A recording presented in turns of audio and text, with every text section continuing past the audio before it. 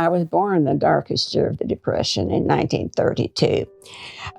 Poverty was terrible in that part of the state.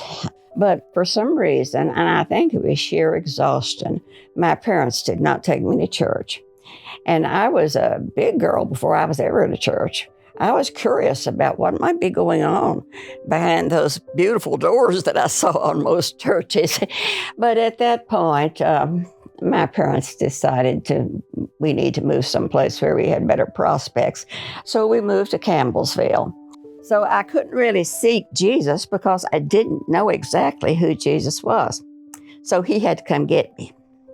He sent a little 10-year-old girl that I knew from school to my house to invite me to Bible school at the Baptist church when I think I was 10 years old.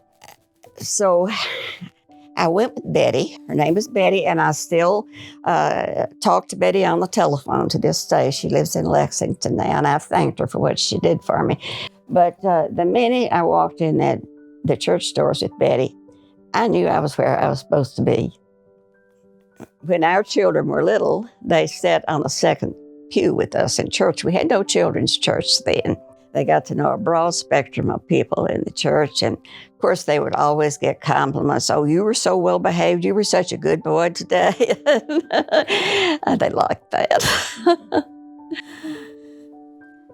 You definitely saw the importance of instilling faith in your own children. And even it seems from your experience of not having that as a young child, did it make you want to? Yes, it does. It makes me want more to do that because I miss the Bible school and the Bible stories that most children get. So, yes, I wanted to give that to my children and even to my grandchildren. Well, you shared a lot about your faith and your coming to faith. And so why does it matter? Why does faith matter? It matters because it makes you stronger. It makes you braver. It gives you confidence on our own. Sometimes we don't have a lot of confidence. We need God confidence, and that's what I call it.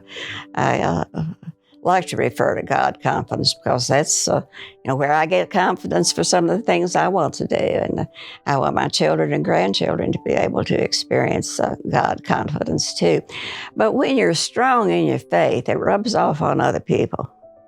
And your children are going to see that, and they're going to be stronger.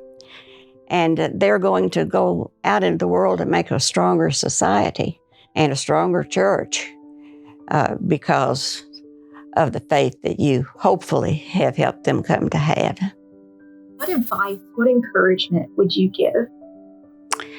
I would say don't put off your search for faith. When you're young, you need it as much as you need it when you're older. And if you're having trouble seeking that faith, find a friend, like the little girl I had. Find a friend or find someone in your church, a Sunday school teacher, someone who can help you learn how to have faith. It will serve you well all your life. And even if you're a little shy about the topic, do it anyway.